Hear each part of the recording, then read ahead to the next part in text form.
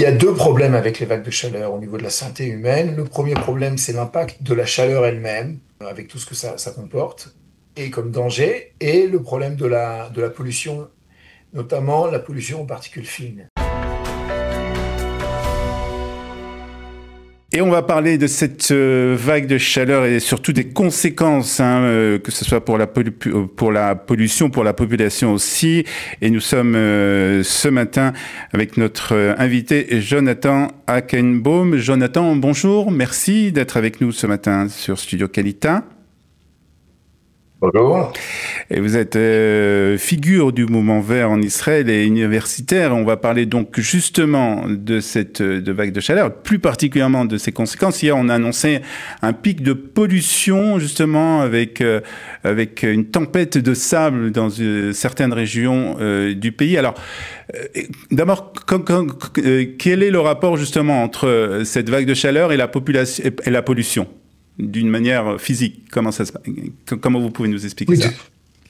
Alors, physiquement, on va le faire relativement simple. Les vagues de chaleur sont créées par un ralentissement d'un courant atmosphérique très important, qu'on appelle en anglais le jet stream, le courant G en français. Et suite au réchauffement climatique, au dérèglement climatique, il y a un réchauffement très important de l'Arctique et de la zone du pôle Nord, ce qui ralentit le jet stream. Le jet stream se nourrit, sa puissance et sa force vient de la différence entre l'air froid du pôle Nord et l'air chaud des tropiques. Et donc la différence s'estompe, et donc le courant devient plus sinueux et il se bloque. Quand le courant se bloque, il se crée une cloche de chaleur. L'air se bloque, il ne bouge plus, et il commence à créer une pression sur les couches inférieures de l'atmosphère. Et donc c'est ça qu'on sent cette chaleur et cette lourdeur. C'est cette pression, l'air se réchauffe et on arrive à des pics de chaleur. Tout est bloqué.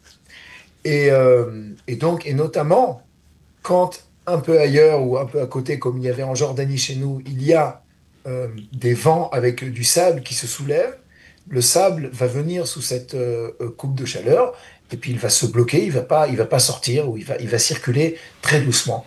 Voilà, donc on a une chaleur intense, on a une pollution qui est une pollution aux particules fines qui est extrêmement élevée, jusqu'à ce que ce soit la fin de l'épisode qui est attendu de notre côté pour vendredi, samedi. Voilà. Alors comment cet épisode, comment on met fin à cet épisode? Bien sûr, on peut rien faire du point de vue des humains, mais comment cette opération, on met fin à ça? Alors, d'abord, c'est pas nous qui mettons fin à ça, Oui. simplement le bouchon qu'il y a dans le courant atmosphérique du courant G, ce bouchon se termine. D'accord. Pour des raisons physiques qui ne sont pas liées à notre volonté, Bien sûr. et qu'on serait très mal inspiré de vouloir influencer alors qu'on le connaît quand même relativement très mal. Hmm. Donc la seule chose à faire, c'est s'adapter. Ouais. Et on l'a vu en Israël, pour l'instant, une très mauvaise adaptation en termes d'organisation des vacances, tout simplement. Et voilà, c'est des choses qu'on sait suffisamment à l'avance, on sait à peu près 10 jours à l'avance. C'est quand même bien. Et ça permet de s'organiser. Et voilà, après, il y a des mesures de prudence. Alors justement, on va parler un peu de ces mesures de prudence. Qu'est-ce qu'il faut faire? Qu'est-ce que nous, au point de vue de la population, au point de vue justement, puisque on parle des vacances, au point de vue des enfants, quelles sont les précautions qu'il faut prendre justement face à cette situation? Il y a deux problèmes avec les vagues de chaleur au niveau de la santé humaine. Le premier problème, c'est l'impact de la chaleur elle-même, avec tout ce que ça comporte, et comme danger, et le problème de la pollution, notamment la pollution aux particules fines. Les particules fines peuvent causer des problèmes respiratoires très importants. D'abord, mais simplement, il faut organiser ces journées aussi en fonction de ces chaleurs. Il faut rester au frais le plus possible. Quand on doit aller dehors, il faut aller dehors toujours avec de l'eau. Ouais. Il faut aller dehors couvert. Il faut réfléchir où on va passer et rester à l'ombre. particulièrement les femmes enceintes, les enfants qui sont asthmatiques ou les personnes asthmatiques ou les enfants en bas âge, faut tout simplement éviter d'aller dehors, notamment quand l'indice de pollution est élevé. La chaleur, on peut toujours régler, mais quand l'indice de pollution est élevé, on ne peut pas le régler. Éventuellement, les personnes qui doivent néanmoins aller dehors, eh bien, c'est préférable de mettre un masque comme on avait à l'époque du corona pour simplement filtrer les particules fines. On peut suivre également sur le site du ministère de l'Environnement. Alors, je pense que ça existe en hébreu et en anglais, mais il y a ce qu'on appelle le monitoring des air quality, de la qualité de l'air. Et donc, on peut suivre la qualité de l'air et on peut voir si la qualité de l'air est bonne ou pas bonne. Les deux choses ne sont pas forcément liées. La qualité de l'air aujourd'hui, je n'ai pas regardé, mais a priori, d'après le ciel, semble légèrement meilleur que ce que c'était hier. Hier, il y avait, à Jérusalem, en tous Oui. les cas, beaucoup plus. Et voilà. Et autre point important, c'est que dans le centre du pays, c'est-à-dire, on va dire par exemple à Jérusalem, à Tzfat, dans d'autres endroits, la vague de chaleur est extrêmement intense. À Tel Aviv, elle est quasiment pas ressentie. À Haïfa, Mhm. et donc à ce moment-là, on peut aussi choisir où se déplacer. C'est important de voir que dans un pays extrêmement petit, mais avec des reliefs très importants, ce relief joue sur les endroits où les vagues de chaleur se concentrent, et très souvent, ce qui est au bord de la mer va être plus épargné. Donc, c'est préférable de se trouver dans cette période près de la mer pour justement peut-être aussi pouvoir se rafraîchir d'une manière plus simple. Ah oui, mais ça, c'est de toute Mhm. façon, vous regardez les températures.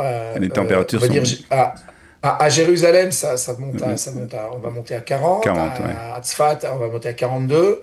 À Tel Aviv, on va monter à 34. Mhm. Donc c'est quand même beaucoup plus modéré. Ça ressemble à peu près à ce qui se passe généralement en été à Tel Aviv. Il y a plus de communication au bord de la mer. Il y a plus de communication avec de l'air et des masses d'air qui viennent de l'extérieur, ce qui fait qu'ils sont relativement épargnés, alors que quand on est plus au centre du pays, je veux dire au centre d'est en ouest, alors là c'est bloqué et c'est très fort. Alors, vous nous avez Mais dit il y en a que même en France, hein. oui, en France aussi, c'est la même situation. Et on en a parlé un tout petit peu aussi aujourd'hui. Vous nous avez dit que c'était quelque chose qu'on prévoyait. Alors d'abord, ma première question, est-ce qu'après cet épisode, on peut craindre un autre épisode? Est-ce qu'on sait déjà, en tout cas? Et deuxième chose, est-ce qu'il y a des choses à faire au point de vue, au point de vue de nous, bien sûr que non, mais est-ce qu'au point de vue gouvernemental, au point de vue des institutions, est-ce qu'il y a des choses à faire qui ne sont Oui, pas faites, alors au visiblement? niveau de la prédiction, on ne peut pas prédire exactement à l'avance la série des vagues de chaleur qu'il va y avoir, c'est-à-dire quand les vagues de chaleur vont apparaître et à quel moment, et à quel moment, à quel endroit, et quelle durée, et quelle intensité, ça on ne peut pas le prédire. Mais on peut prédire de manière très précise l'évolution des vagues de chaleur euh, à peu près d'une année à l'autre et à peu près, on va dire, de manière assez précise, d'une décennie à l'autre. C'est-à-dire on a affaire à une intensification des vagues de chaleur qui est due au dérèglement climatique, qui est due à nos émissions de gaz à effet de serre. Ça, on l'a montré et démontré de toutes les manières possibles. Et donc, on sait regarder, par exemple, 10 ans en avant, et d'ailleurs, ceux d'entre nous qui vivent en Israël depuis assez longtemps, depuis plusieurs décennies, peuvent comparer une décennie à l'autre et voir clairement qu'il y a 10 ans, 20 ans, il y avait moins d'épisodes Oui, de vagues de chaleur comme celle-ci. Il y en avait, et il y en a toujours eu, bien sûr. c'est historique, c'est normal, mais l'intensité et la fréquence étaient moindres. Donc, on sait vers quoi on va.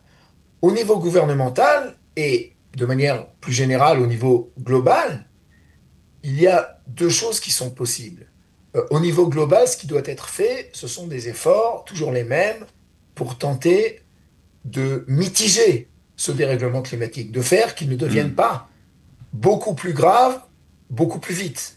Trop grave, trop vite. Voilà, donc c'est juste pour ralentir la machine. Certainement pas à ce stade Bien sûr. pour la réstabilité, la remettre dans le bon sens. Et également, par contre, au niveau du gouvernement, le gouvernement, il est responsable des politiques d'adaptation. Il est responsable de faire en sorte que la société, elle puisse bien vivre avec les vagues de chaleur, elle puisse mieux vivre avec les vagues de chaleur. Et ce qui est possible de faire est énorme. Je vous donnerai un seul exemple. Ouais. C'est l'exemple des microclimats dus à la qualité de la construction. Quand on construit mal un quartier, il peut y avoir une différence de 10 ou de 12 degrés, Oh, donc 12 degrés de plus c'est énorme. à l'intérieur de cette ville que ce que ça va être à l'extérieur. Donc, ce qui veut dire en faisant une bonne planification Hmm. des villes, et certainement en mettant énormément de végétation, on peut pondérer l'effet des vagues de chaleur et permettre aux gens de vivre mieux. Ouais, ouais. Est-ce que, pour conclure, aujourd'hui, Israël est loin de ça, d'après ce que je comprends de ce que vous dites. L'ensemble des pays est relativement loin de cela, Ouais, et Israël, certainement, en Israël, on a une vague de construction qui est absolument gigantesque, et c'est cela qu'il faut saisir et qu'il faut d'accord. corriger avant tout pour s'adapter à ce dérèglement climatique. Très très bien. Merci beaucoup Jonathan Akenbaum pour ces explications. Donc faites attention, si vous n'êtes pas obligé de sortir, ne sortez pas. C'est sûr que c'est un peu difficile puisqu'on est en période de vacances et que les enfants, bien entendu, c'est très difficile de les laisser à la maison. Mais en tout cas, si vous sortez, sortez avec de l'eau et puis protégez-vous surtout cette vague de chaleur jusqu'à la fin de la semaine, hein, normalement. Oui, cette fois-ci, c'est jusqu'à vendredi. Après samedi, ça sera déjà derrière nous. Très bien. Merci beaucoup pour ces explications, Jonathan. À très bientôt sur Studio Qualitas Merci. et bonne journée à vous.